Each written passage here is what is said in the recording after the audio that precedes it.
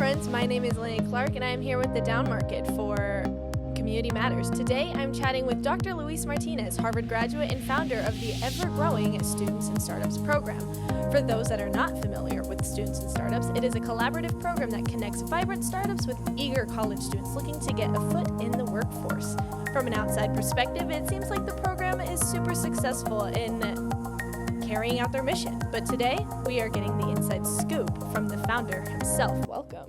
Thank you so much. I'm excited to have the opportunity to share a little bit about Student Plus Startups and all the amazing, great things happening here in San Antonio. Awesome. Tell our friends watching just a brief background about yourself. So my name is Dr. Luiz Martinez. I'm currently serving as the Senior Venture Associate for Capital Factory here in San Antonio. Capital Factory is the Center for Entrepreneurship in the state of Texas, where we bring together entrepreneurs, investors, partners, employees, that really is sort of the critical mass of growing entrepreneurship and venture capital across the entire state of Texas. But prior to that role, I was the former Director for Innovation and Entrepreneurship at Trinity University. I served in that role for a decade, and I was really fortunate in that role to see a couple of critical challenges that many college students had, as well as many startups had, and had a great opportunity in working together with the 80/20 Foundation to go ahead and found Student Plus Startups. And so prior to that, I'd had some experience working as a management consultant. I've been a university professor, co-founded my own company as well as closing down my own company. So I've been in the startup space for a long time. It's been about 25 years or so. Awesome. Before we get into the nitty-gritty of Students and Startups, I really just want to know more about the person behind it. So from working at ExxonMobil in 1991 to becoming the Senior Venture Associate of Capital Factory in 2023, it is clear that your resume is highly decorated. Thank you. How has all of this shaped you as an entrepreneur? Well, that's a really good question. Let me answer that maybe two ways. Okay, I'm good with that. The first is, especially for people that are tuning in, that may be early in their entrepreneurial journey, a career is a long time, and a career is measured in a period of decades as opposed to years or months. So to answer the question the first way, I think it's important to recognize that you may not ultimately know what you'll be doing in 10 years or 20 years or more than 20 years. So whatever it is that you're doing today or whatever it is that you were doing yesterday, understand that that will prepare you for what you do next. So I've been really fortunate in having worked as a research scientist at Exxon, having worked as a management consultant for biotechnology companies and medical device companies, having been a university professor, having been a consultant for small businesses, doing due diligence for early stage investors, being in there and working in the grind and grinding it out and sort of building a business. Each of those experiences have led me and given me skill sets and abilities to do, if not the next thing, maybe two or three things later. And so it's important to understand that what you do today carries over in the future. And what's exciting is that your unique journey will be your unique journey. And so the ways in which your experiences blend together to give you a narrative in the year 2034, right? Is going to be your own journey in the ways in which you can kind of provide value in a unique way. So I think that's the first thing. So just whatever you do today prepares you for what you're doing tomorrow. Drink deeply from those experiences. Gain as much as you can from those experiences, especially if you're early in your career. Like, what do you like? Great, more of that. What do you not like? Well, do I not like it because I never want to do it? Or do I not like it because it's uncomfortable now? I'm glad I now have that experience. I just rather would not do that again, right? Like where is that balance is sort of important. The second thing I think, the way that I would answer that, is that I'm curiosity driven. That's the reason I became a scientist in the first place. It's the reason I went to graduate school. It really is about that nature of discovery. It's about that nature of curiosity. It's about that aspect of constantly being curious. So if you are curiosity driven, if you adopt a learner's mindset, then no matter what the disruption, no matter what the changes in technology, no matter what the evolution of or evolvement of what business models or how technology or society or business grows, you're always going to be curious, you're always going to be learning.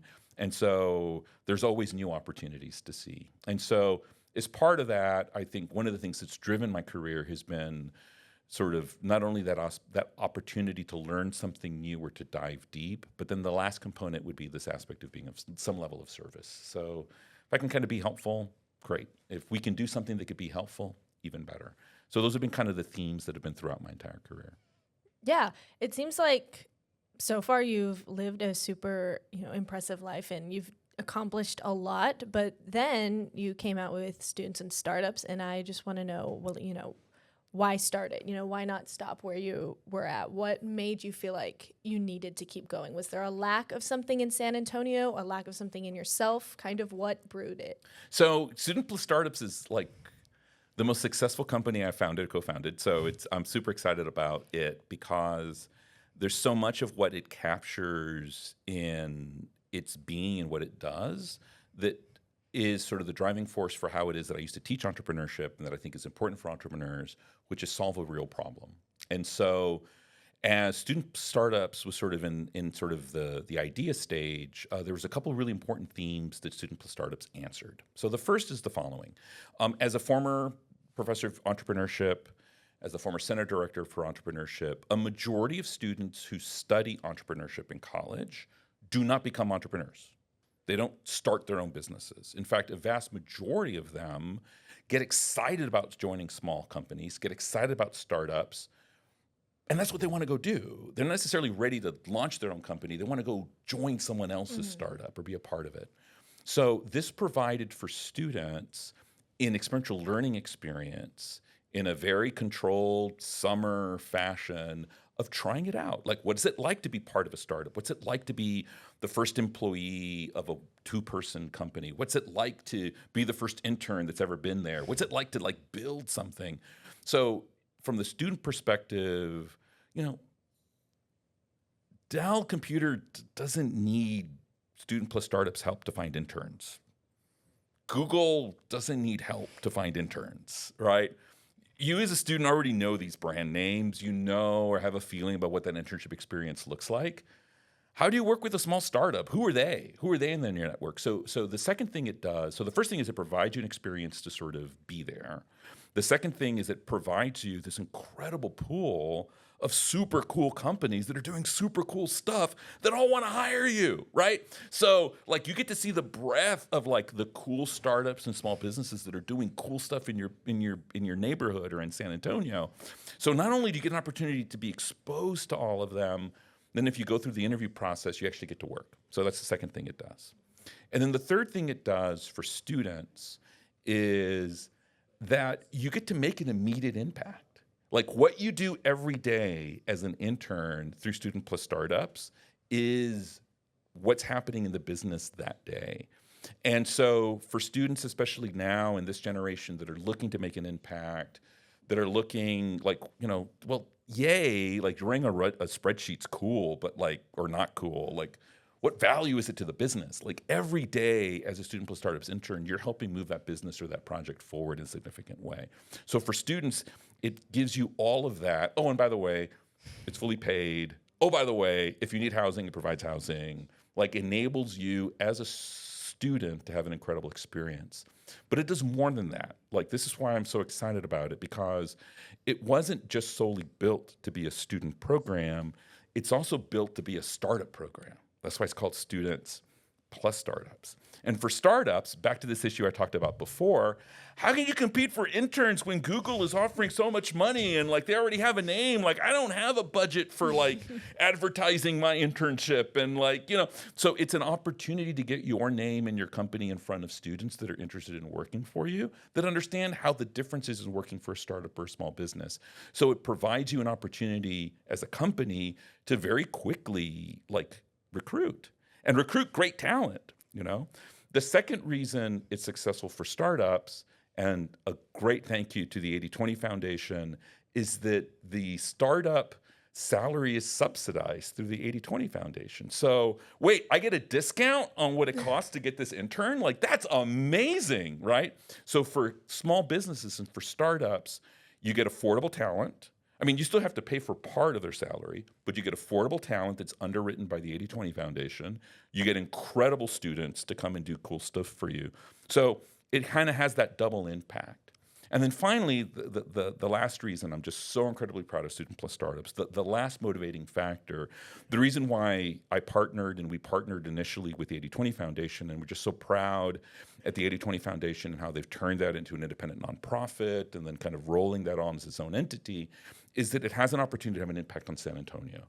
Because then for those students, they get to experience that startup scene, they get to experience the small business scene, they get to see the ecosystem of startups in San Antonio, with the hope that if they don't necessarily start their careers in San Antonio, which is sort of the goal, they'll also start their careers in startups and have such an incredible experience in San Antonio that they may choose to come back, either as founders of their own companies or as employees of their own companies. So it hits that kind of triple bottom line, right? It's great for students, it's great for companies, it's great for the ecosystem here in San Antonio. And I'm just so incredibly proud that I've had such incredible partners through the 80/20 Foundation, the incredible university partners, the amazing interns who've been part of this program for so many years. And then finally, like the employer partners, like you just couldn't think of a better, more impactful way of shaping change, that I'm incredibly proud to be a small part of what its growth has been. I have to agree. I think like you said, triple-edged sword, essentially, that's what makes students and startups so attractive. And it's been that way from the beginning. Like, you look at it, you look at the program, you see it on Instagram or however it's marketed to its audience. You see it and you're like, that's cool, and the first thing you see on the website applies to student, applies to startup. So it's clear that it's not like, oh, we're picking the startups. It's, oh, you pick us. You come find us, and we vet through it. And it's just a great opportunity, I think, for everybody to get involved. And I think all of those ideas are great. But what I want to know is, how did the ideas become tangible? How did the ideas become a reality for everything that you've built? So like any founder, I went in and did my pitch to the 80/20 Foundation and sort of pitched them this idea of this kind of summer internship program that would be focusing sort of fully immersive for students in the summer, do it in a way that was helpful for companies to bring in this great talent, helpful for the community. And they were like, great. And literally the pitch was like in February. And they were like, great, let's get this thing started this summer. And I was like, oh, wow, like, okay. I got 4 months to stand up a project. Thankfully, there was a couple really important components that were part of those early days. First of all is that we piloted this program first at Trinity University, where I was a center director. So that was incredibly helpful because that enabled us to kind of get it right. Like, what are the components that are really important for making this once we got to scale? What was unique about Trinity, what is unique about Trinity, is that 85% of those students are not from San Antonio. So, like, what is it that's interesting about San Antonio for these students will be true for all students, but there was an interesting pool of students that we had access to that we could really kind of craft that aspect for them before we rolled it out to other students. So thankfully, I was working at my previous role at Trinity that kind of served as the basis for both students, which was good. I could have a pool of students, as well as sort of institutionally the support to sort of make that happen, to work well. We also had dorms, and so like it was good to kind of put them in our own dorms, and that worked out pretty easily. The last component I think that was really critical about those early years as well, I have to credit Trinity's administration at that time, was that they were incredibly flexible, knowing that this was like a pilot. It's like, hey, like this, we're a startup, and we're just kind of going to make this up this first year as we go along. Like, please bear with us as we kind of figure this out. But the second component I think that was really important was our corporate partners, our company partners. When I think about that first dozen companies, that first 10 companies that took the risk on this program and said, well, I've never hired an intern before. Like, I guess, right? I'm only a team of one. I don't know what I would do with another person if I had them. I mean, I know there's stuff they could do. So how do I manage an intern? How do I manage an intern program? So it was really incredible to share with them some of the experience that we had on the education side, to be able to share how we manage interns from a college perspective and share that with these small businesses. But really, it was them who took the risk to go ahead and be that first 12, that first 6 companies who said, yeah, I'll take an intern. And then I really have to credit like our first class of Student Plus Startups students. We told them, and there's a great story in one of those first early days where there was a problem with like getting them paid, because like you guys kind of want to get paid, and like we kind of missed a paycheck, and so they really like were incredibly generous in their understanding and knowing that they were pioneers in building something that was unique. And so their experience that we then had in that first cohort, then went to that second cohort. We had a good sense of what that business model and what that model was of the program, expanded with more students, expanded with more companies. By year 3, we were feeling really, really good. So that by year 4, when 2 important things happened, the first is we expanded it to all universities at that point, which was amazing. That was always the plan, was to expand it to other universities. But we had to have a successful program for both students and for startups to do that. So it took us this kind of first 3 iterations to make it happen. So we expanded in year 4. And then I think the last thing that was critically important was then to roll that out as an independent nonprofit. And that was really phenomenal, because then now it has its own board, it has its own leadership, it has its own thing. And so it runs operationally separate from the university. So it gets to solve all the universities in San Antonio. It gets to solve those students that are interested in coming and being in San Antonio in a way. But yeah, those early years were really rough, because like in any startup, it's like, okay, go build it, go. And yeah, there was one year very first year, like we missed, I think, this first or second paycheck. And so we had to scramble to ensure that students could eat, to get that paycheck process as quickly as possible. Thankfully, at the time, I was also managing a farmer's market. And so we gave them all credits to the farmer's market, and they all got groceries from the farmer's market that first week. And so that was great. They got to see the farmer's market too at the same time. And so it was really an incredible experience in those kind of early days. And again, I'm so grateful for the community here at Geekdom, who's been a huge part of that, the 80/20 Foundation, as well as our corporate partners. It's really been extraordinary. So when it was founded, it started off as summer cohorts, but I know in 2020, it says you piloted a fall cohort. I'm just curious about the success of that, and if that's something that you've continued or want to continue, or if it just didn't work. That's been a really exciting development, and I'll defer to Alexandra and the team at 80/20 to kind of talk more about what their experience has been like since we rolled that out as a semester long. But it's a way. So here's some interesting data. One, you all are amazing. So the interns are amazing. Thank Student you. plus startups interns are amazing. And it turns out these companies like offer you like jobs afterwards. And so they offer you full-time employment. Sometimes they want to continue your internship. And so this was a way for us to help incentivize companies to continue that relationship beyond the summer. So that was the reason why I kind of started. It was just like, look, you had this great experience with this student already for the summer. Could we help sweeten the opportunity for you to expand that relationship longer into the next semester? So it's been really successful. We've seen a really high retention rate of those employees who started that program.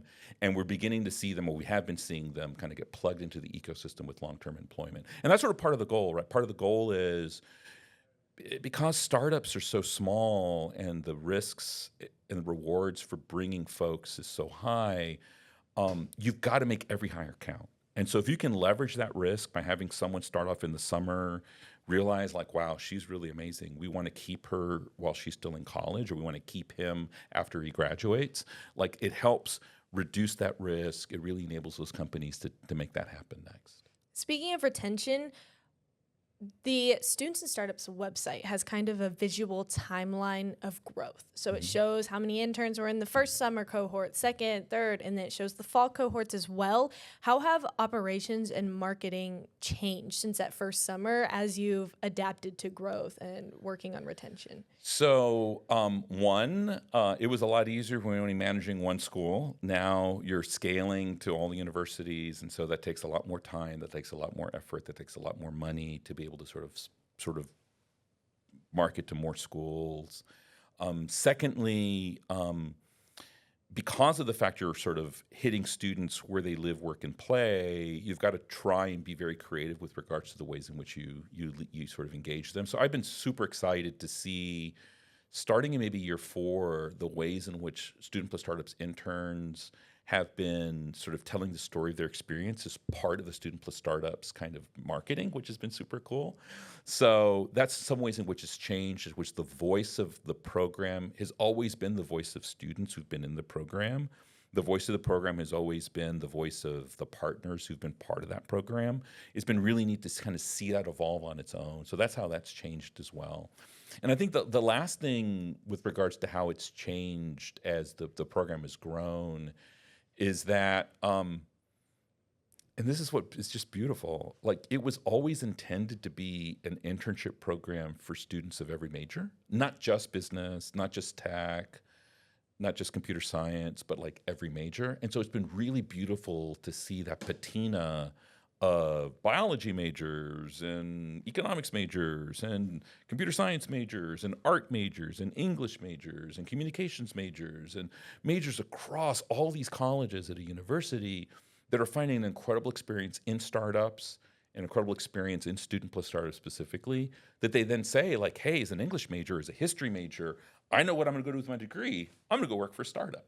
And that's not typically how you get recruited as a history major, right? So I think it's exciting to see that expansion of what we already knew back then when we started the program, that there's something very special about startups, that regardless of your sort of your academic preparation, there's something of value you can bring to a startup, because you're in that kind of 0 to 1 or 1 to 4 kind of stage of a company, to see that expand across a variety of voices.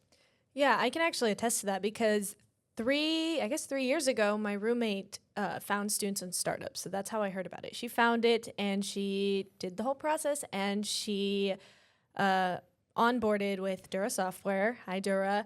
And she's Love you, still, we love you, and she's still with them today. And she kept pushing me to do the program, but I was like, I don't know. I'm a psychology major. Yeah, what can I contribute? My interest is in journalism. I was like, I don't know. Like, I feel like it's a lot of tech, or it's a lot of, And so I was like, no. But then eventually, I found marketing agencies, and I felt like the startups, they just expanded to more than tech, more than the science ones.